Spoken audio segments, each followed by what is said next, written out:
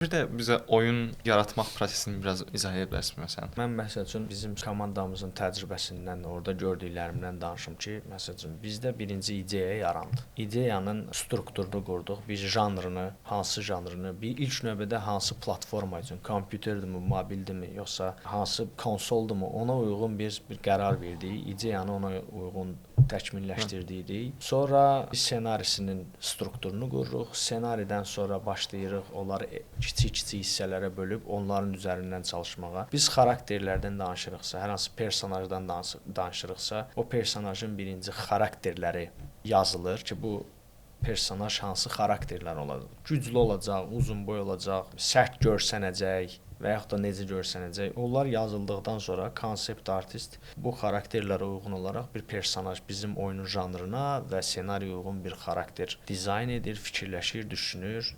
Və o da yenə sonra verilir 3D artistə, o da onun əssetini 3D formasında, sonra isə o əgər personaj danışacaqsa və yaxud da hərəkət edəcəksə, o animator hissəsinə verilir, animatorun onun üzərində çalışır, onun riqləri verilir, onun animasiyaları qurulur, o da böyük bir, uzun bir prosesdir. Yəni, məsəl üçün, bir personajın ərsəyə gəlməyi üçün xarakter yazılmağından sonuncu animasiya hissəsinə qədər, yəni bir ay, ay yarım çəkə bilir.